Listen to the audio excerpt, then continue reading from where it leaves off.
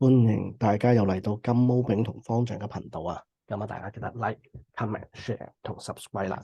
咁啊，任何嘢開始之前咧，都係上咗 disclaimer 先啦。咁啊，大家喺做出任何投資決定之前，應該做自己嘅盡職調查。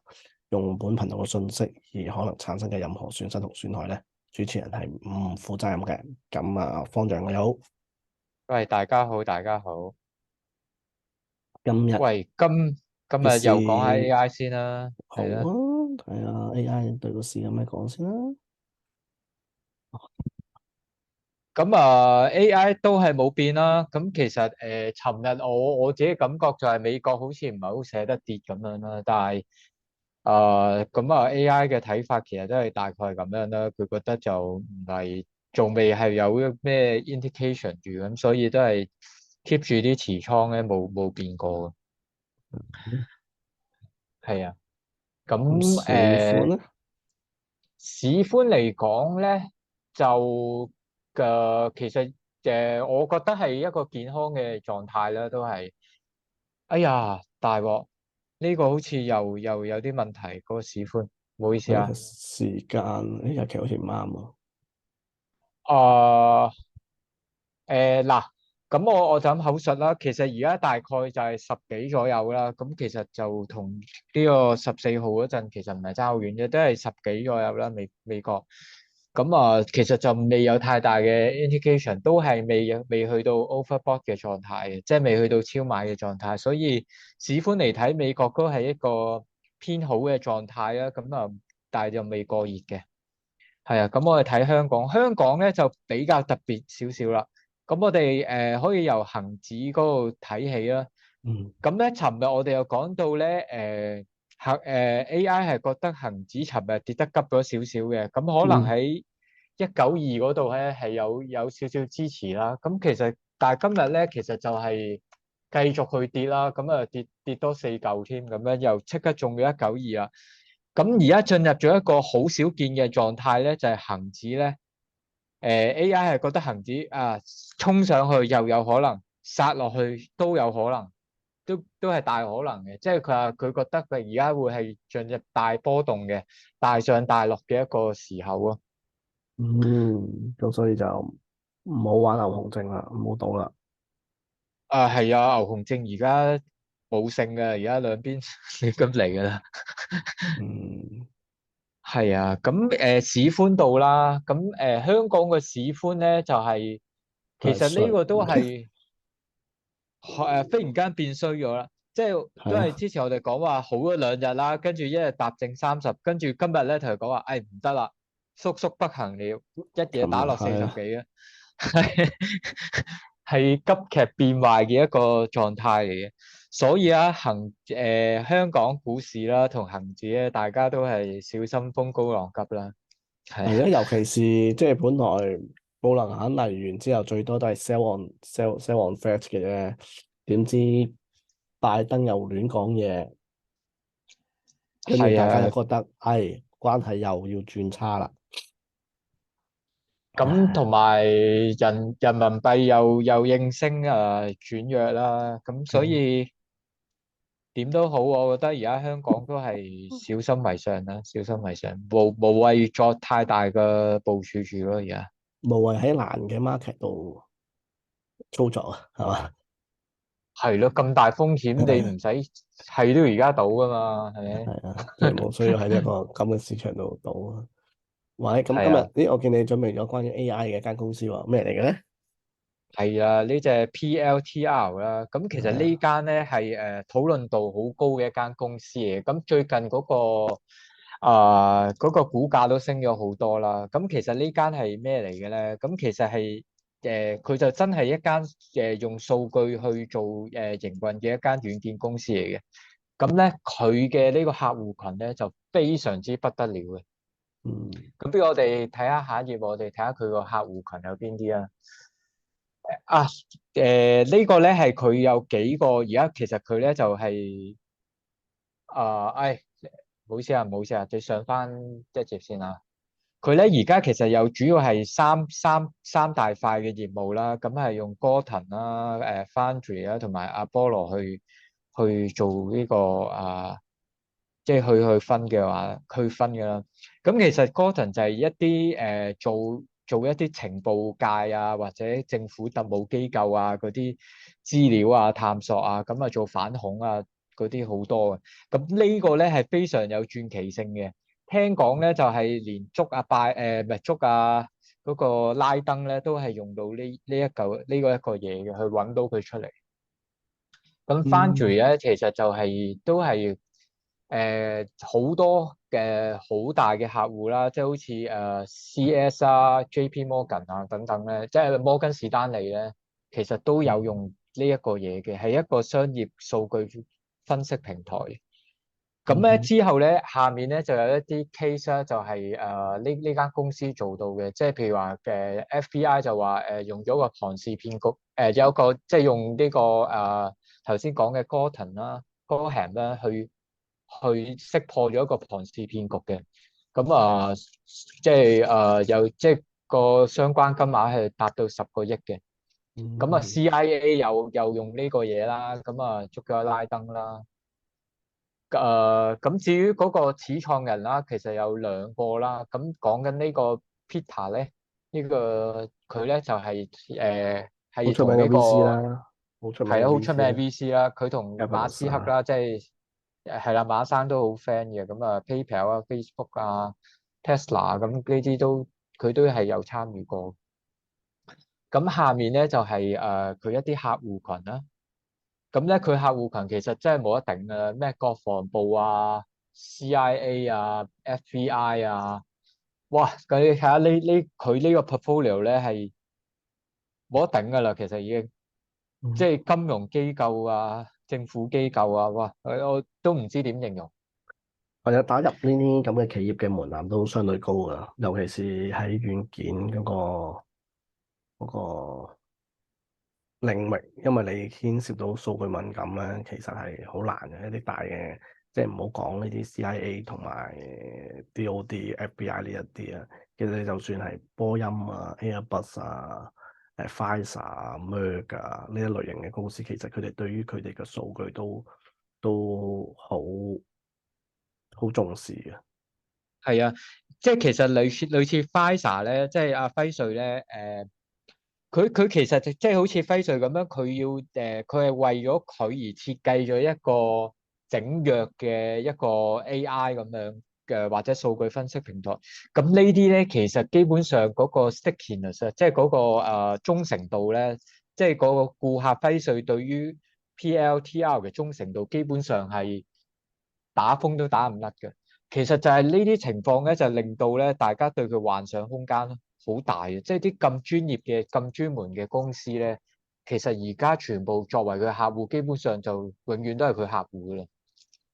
咁所以呢隻股票咧，一路咧就喺美國嘅散戶當中咧，就有好高嘅人氣嘅，即係嗯成日經常討論。但係咧，我哋咁樣睇啦，我就呢個我係根據彭博嗰度咧，就對於佢明年啦，即係今年啦，2023同2024，佢嗰個每股嗰個股量啊，即係估佢每股賺幾多錢，其實就係2毫同2毫半左右嘅啫。咁講緊咧，佢 P/E 咧已經係75倍噶啦，係75倍。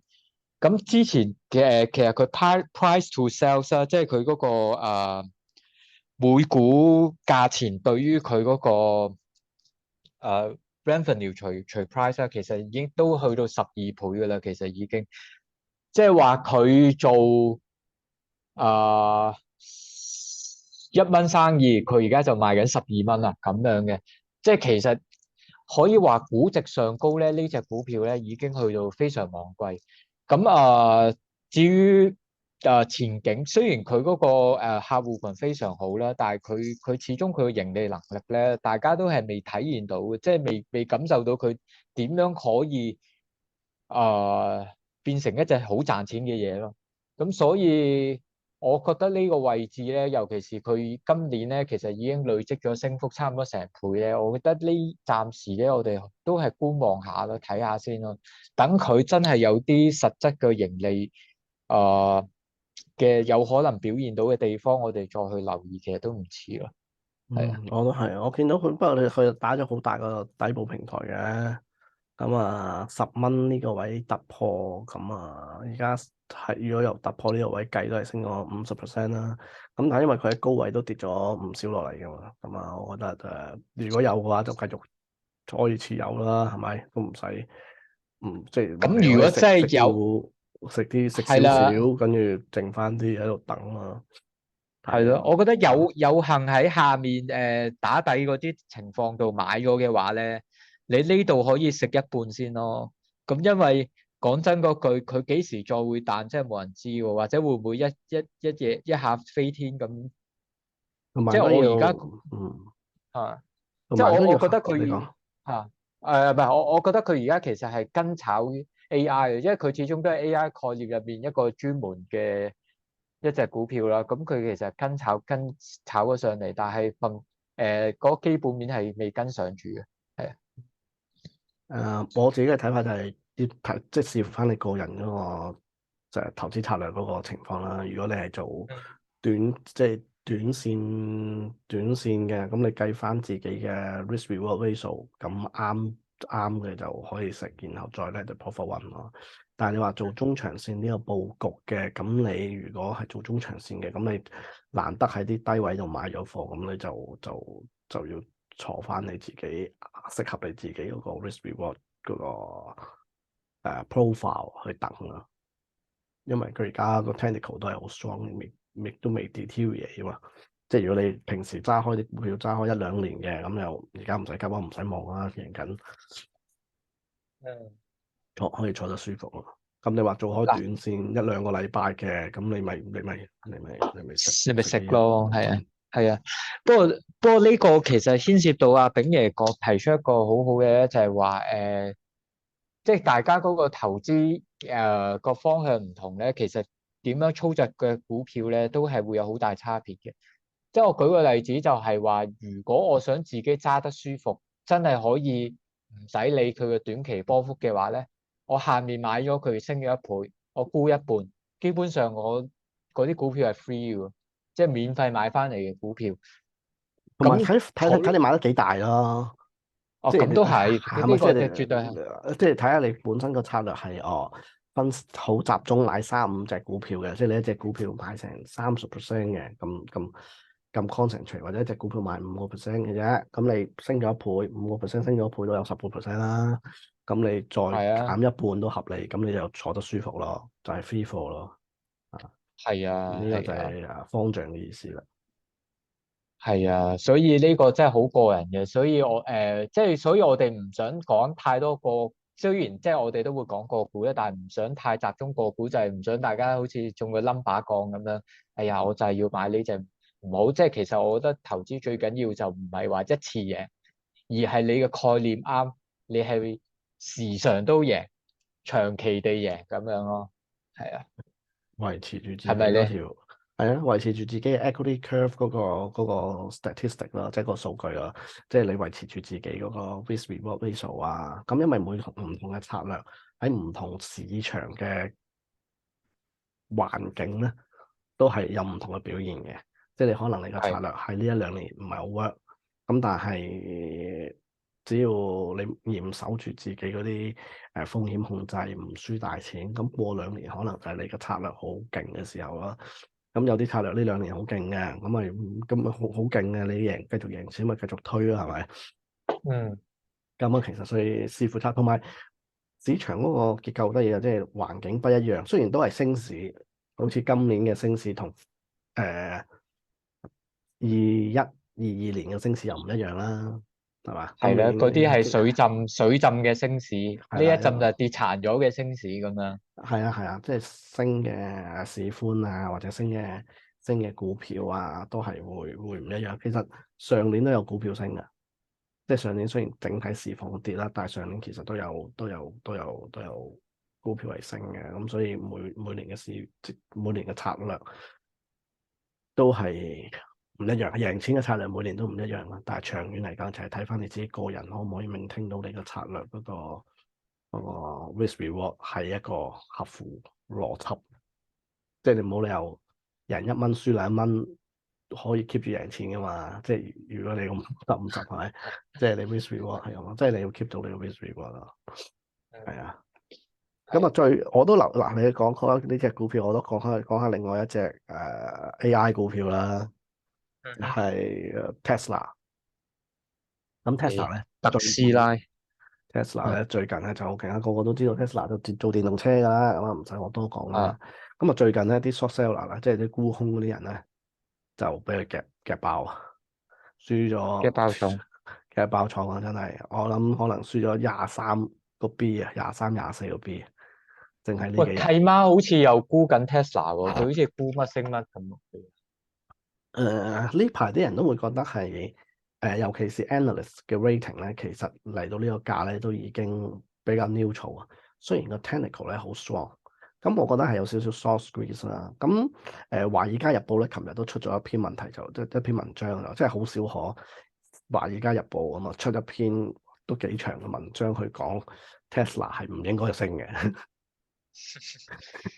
嗱，呢個咧我親身經歷咧，上年咧佢係講到佢一文不值，跟住講到喺100蚊邊嗰度係啲瘋狂地出話 Tesla 就係死啊，哎呀生存唔到啊，講緊呢啲嘢。係啦，咁但係我哋咁講下睇下佢篇文章最主要論點啦。主要論點就話，哦，啲人當咗 Tesla 係 AI 炒嘅，因為之前當嗯炒親 AI 咧，Tesla 都係2倍 beta 噶啦。因為 AI 第一個即係我諗 mass market 比較大嘅 application 咧，就係認識嘅，即係唔係係認識，即係大嘅 mass market application 咧，就應該係係即係比較 disruptive 咧，就係 robot tax，即係自動駕駛啊，auto driving。嗯咁所以 Tesla 咧就當咗係即係 AI，跟住就係 robot driving 最勁㗎啦。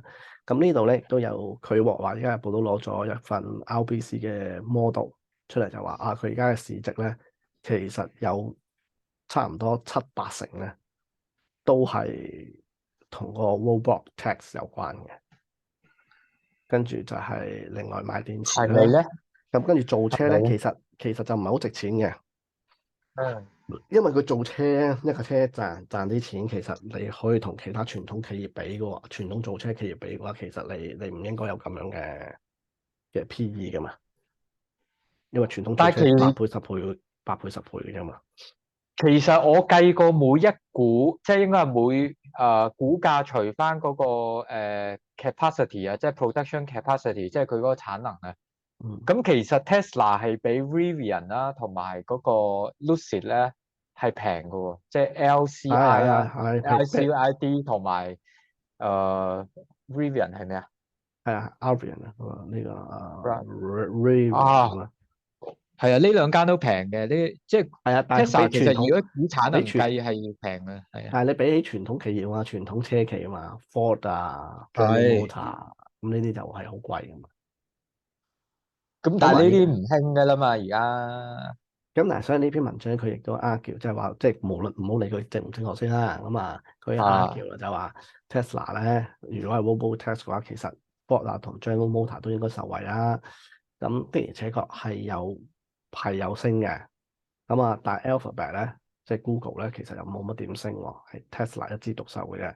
咁佢就話覺得 Tesla 嘅升係唔合理嘅。咁但係其實最近咧，即係啊我唔覺，即係當然我唔覺得佢呢篇文章係係好 make sense 啊 strong，係，Apple 啦 to 係啦 Apple 咯，係啊，係啦，即係唔係係唔係一個 strong reason，應該係 based on 呢個 reasoning 就去 short Tesla 啊，或者買咗 Tesla 去啦。因為 Tesla 其實我覺得，佢哋仲係用呢種傳統嘅諗法，或者用呢個 robot tax 咧係唔係太啱啊？因為我哋最近見到 Tesla 佢其實將佢嘅充電站咧開放俾越嚟越多嘅車。嗯 Lucy 啊、Ford 啊、Rivian 啊、GM 啊、Polestar，佢哋個個都可以用 Tesla 嘅充電站。咁其實將來 Tesla 可能其實佢真係唔使做車嘅喎，我純粹將我自己 auto driving 嗰個 AI 同埋嗰個 嗯，cloud 個 API 開放出嚟。即係做咗 OS 算啦，咁我唔係啊，做車係啊，都仲得，係啦，跟住同埋賣電池咯，電池你都唔使做啦，我做好多啲電池啊。咁你哋我就純粹 maintain current 嘅我做車嘅 capacity，但係就唔係真係好同人競爭。咁你哋要出多啲新款或者點樣都好冇所謂嘅，因為我就係做一個 licensing model，我咪 low capex、high margin、high ROE 嘅 business 啊。嗯，係啊，咁所以我覺得大家係即係冇考慮到呢一點啊，同埋 auto driving，暫時嚟計，如果 Tesla 唔開翻，即係唔開嗰個AI cloud 嘅話咧，咁 Tesla 都應該仲係 leading 嘅喺佢嗰個數據上，即係嗯，唔好講嗰個技術上係咪 leading 啊，但係起碼佢有嘅數據咧，應該即係實體數據咧，係應該所有車企同所有internet 公司裡面最多嘅，因為佢真係咁多架車行咗咁多年，record 咗好多數據㗎。係係啊，所以咁我都 agree AI 嘅即係一個大嘅 disruptive 嘅 applications 咧，一定係自動駕駛。即係係係啊，因為呢個係好 disruptive 嘅，即係比起 ChatGPT 更加明顯嘅 disruptive，因為你真係冇咗個司機，或者你真係令到啲司機係多咗時間，即係多咗嗰個 screen time，你唔一定要揸住架車，即係你唔使咁。雖然你要坐喺度，但係你可以做其他嘢。係係啊，係，所以 Tesla 我覺得就 short 就都係要小心啲啦。咁你 long 咗嘅，咁見價啱都可以食少少嘅。雖然我都唔會食，係啊，即係啊係睇下你咩位咯。你低位100蚊買上嚟，你賺咗100，咁你食啲就合理，即係視乎你嘅策略啦。真係，係啊即係視乎你幾時買咩價錢，跟住你個策略係點樣咁。因為佢 YTD 啊升咗131%啦，最近6個月升咗100%啦，淨係近呢1個月都升咗56%啦。係啊。其實佢之前係最差，即係納指入面最差表現咁嘛。上年，今年就而即係家 so far 最好啦。係咪最好？應該係啦，今日即係呢2日計就最好啦，升得好勁啊！不過未必，哇，係啊。差唔即係最好，一定係而家 最好，today 即係113喎，130%喎。有邊隻唔係可股票？能可能 Meta 勁啲啊，哦，OK OK，係啊，咁又好似係喎。或者 Meta 係咪啊 Meta 同 Nvidia 咯，即係 Facebook 同 Nvidia 可能勁過佢嘅。？Nvidia 好似冇咁多，不過 anyway，咁即係都係呢幾隻啦。其實係啊，係啊，咁所所以以你其他電動車。嘅對於操作有咩睇法咧？其他電動車，譬如嗰啲即係出口好，即係中國出口嘅幾架電動車，小鵬啊、蔚來啊，即係理想啊，我覺得係有 pricing power 嘅理想咧，會比其他好。但係呢3間咧，其實比起比亞迪咧，都係即係唔一樣，定位唔一樣。蔚來佢打嗰個即係 NIO 啊，或者小鵬啊，小鵬就諗住打 lower end 嘅 market 啦，但係 lower end market 你唔夠 BYD 打啦。咁蔚來諗住打 Tesla 同一個 grade 嘅 market，其實又未必真係夠 Tesla 去競爭啦。咁理想咧，佢做嘅車型咧係打 premium 嘅 SUV，其實佢就好似當年長城專攻 SUV，但係佢又做電動車。咁所以，但係佢哋都係純電動車嘅一個即係造車廠，就唔係 Tesla 嘅一間可以想象佢係一間自動駕駛 AI 同埋有 infrastructure leading 同 technology leading 嘅公司啊。但係其實而家蔚來張圖都幾靚喎，你可唔可以講下，即係其實而家市場上高個價格，即係咯個走勢係點咧蔚來個圖，？NIO 蔚來係啊，個圖都係靚㗎，咁蔚來個圖都係靚㗎。咁不過其實如果即係你睇股價圖咧，即係都呢度係 weekly 啦，呢度係 daily 啦。咁其實佢係喺低位度上嚟咯，即係唔係話即係因為見 Tesla 炒得勁，可能佢就有少少拗腰啦。但係其實你電車嚟講，你見理想汽車咧，其實係 outperform 好多嘅，即係啱啱比起蔚來。咦？方丈好似斷咗線咯。咁我哋等等啦。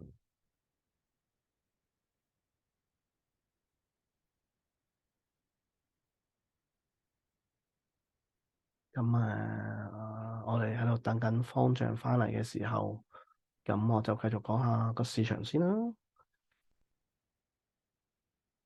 誒係啦，咁而家大市嘅 positions 咧，其實都唔算好 overboard，即係唔算大家真係坐滿晒啲倉嘅，所以最近咧就會有人追得好緊要啦。咁但係都係即呢一兩年嘅高位嚟㗎啦。咁所以我覺得同之前講啦，都預期咗有呢個咁嘅調整啦。咁所以大家人都唔使咁 worry 啦。咁有上個星期都講過啦，個tail risk 即係尾部風險嘅對沖好平啊。咁所以上個星期我自己都做咗啲尾部風險嘅對沖，咁港股同埋美股都有做啲啦。咁港股係最有效果㗎啦。咁因為咁啱啊嘛，雖然初頭即係尾部風險最啱 timing 去做嘅時候咧，就係當你嗰個尾部風險嗰個對沖個成本好低啊，即係個 flow 好低嘅時候咧，你去做咧就係好好噶啦。誒，方丈翻嚟啦，喂，頂你啊！係啦，我收埋咗你啊，你睇冇人睇到你住啊。嗱，而家翻出嚟啦，哦而家翻出嚟啦，，OK OK，係啊。咁我啱啱講開即係講完電動車嗰啲啦，咁而家講下個嗯哼，市場個 positioning 啦，同埋即係呢個調整，我哋其實都講咗兩個星期，都預計咗佢會調整啦。而且上個星期我都提醒過大家，亦都同方丈分享過，就係話，哇，上個禮拜嗰個 tail risk hedge 好平喎。嗯哼，港股同美股都應該做少少 tail risk hedge 喎。咁港股就符碌中咗啦，即刻就有得賺啦。個 tail risk hedge 係啊，係啊，嗯哼， tail risk hedge 嗰面港股嗰面咧，我就 take 咗半 profit 啦，咁剩翻一半就再睇下會唔會再多再啲碌落去啊，再碌係啊，落去啦。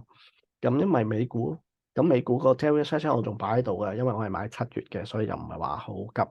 咁我見到個 position 咧都係 scratch，但係好似方丈嘅 AI 講又未到好 hot 嘅地步，即係 institution 大部分機構投資者咧都加咗倉噶啦。咁睇個市場走勢，我哋都睇得出佢係加咗倉噶啦。咁佢哋都仲有空間加倉嘅，仲有空間加倉嘅。咁但係我諗就要視乎個市係咪按住而家走勢繼續做到一個健康嘅 rotation 啊，咁佢哋繼續加倉啊。咁但係咧，唯一留意嘅咧就係，因為而家市場上咧多咗好多嘅呢個所謂all weather 啊，或者係嗰啲volatility control 嘅基金啊，即係以一個係，波幅引伸波幅嚟做控制嘅基金咧。咁如果個市跌2%咧，即係美股個市跌2%咧，咁佢哋咧就會 trigger 到一啲passive selling，即係主動去沽啦。咁所以越跌咧可能會越有嘅，尤其是 trigger 到2%呢個位。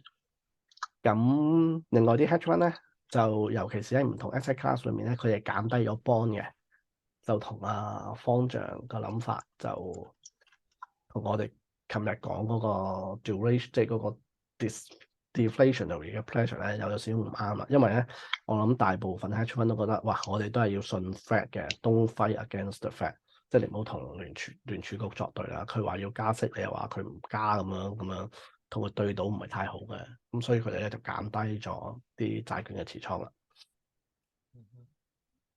咁 retail 散戶係咪好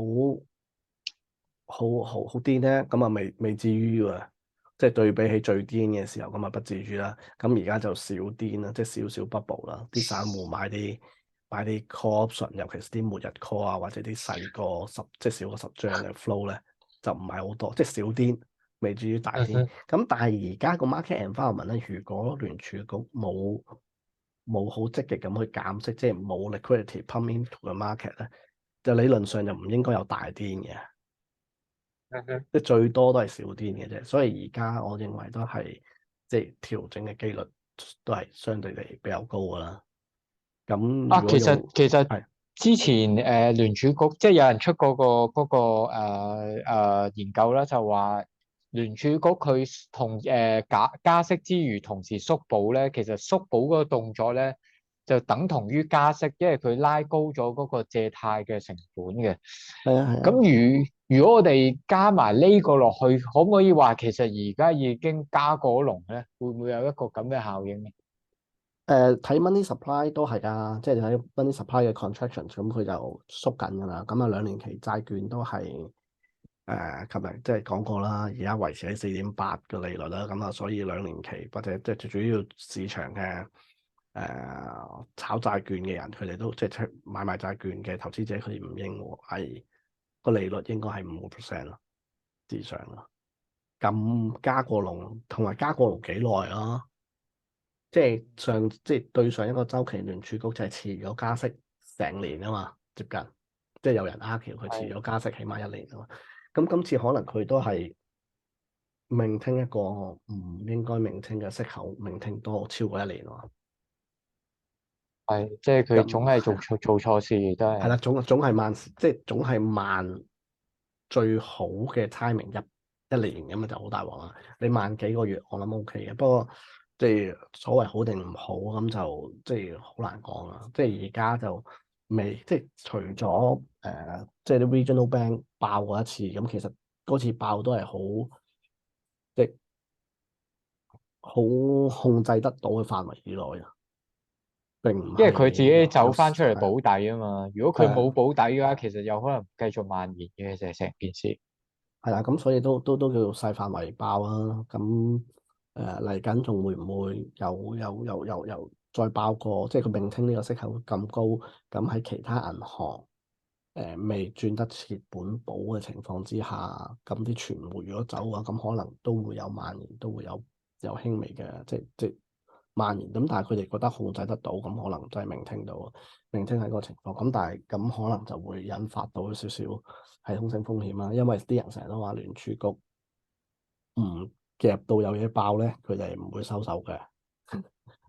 係，咁你有嘢爆咗，佢再放鬆，咁大家拍手啊嘛。係啊，咁但係而家冇人拍手，佢而家停手未有人拍手。係啊，咁所以就佢即係如果從呢個 angle 去 argue 嘅話，佢睇通脹數據都係亂嚟㗎啦。即係其實都唔係會點睇啊？今日10點佢會喺國會度做出席聽證會啦，鮑威爾咁都係預咗佢會即係超審慎有放㗎啦。鷹啊，係啦，即係有。又話一定加㗎啦，通脹係啊，即係我諗都係嗰啲嘢啦。咁另外就市寬亦都好似方丈嘅 AI 報告咁講，就有改善，即係亦都係1年嚟嘅新，即係一年幾嚟嘅新高啦。咁啊，我覺得都係健康嘅整體市場，所以我覺得嚟緊都係調整為主嘅，除非真係有嘢爆，但係暫時仲未見到特別嘢爆咯。咁另外就美國點解通脹都會落翻嚟，但係同一時間嗰個 unemployment 落唔到嚟咧？主要係美國加大咗佢自己嘅 manufacturing 嘅 construction spending，即係你見到 across industry 咧，其實即係自從21年 COVID 即係 post COVID 即係 COVID 開始之後咧，特別喺computer、electronic 同 electrical 咧，佢哋將所有 manufacturing 真係搬翻美國㗎，即係佢 即係佢 spending 咧加大翻美國嘅本土嘅 喺呢幾 supply。方面嘅係個產能。係啊，係啊，係啊。係啊，咁啊，嗰度係幫到好大忙㗎，對於本土嘅就業，咁啊，而呢個趨勢應該係繼續落去啊，咁所以中國亦都出口又唔係太好啊，因為佢見 Covid 嘅時候曾經落單俾中國 jack 佢 inflation 太緊要啊，咁所以佢都唔想俾人控制，即係即係一個 political issue 或者 national security，即係國家安全嘅問題咁去自己做係啊，咪得咯。美國都開始講國家安全啦，而家。咁同埋而家自己做係咩 more make sense than 以前自己做嘅，因為而家你個即係機械化，即係唔需要咁人工，同埋國內人工成本都高啦嘛，即係中國嘅人工成本都高啦嘛，咁所以其實即係兩個都即係兩方面都 make sense 嘅情況之下，其實你就只會係越嚟越多翻去美洲，因為美洲都好大啊嘛，你仲有地有機器係冇人噶嘛佢哋，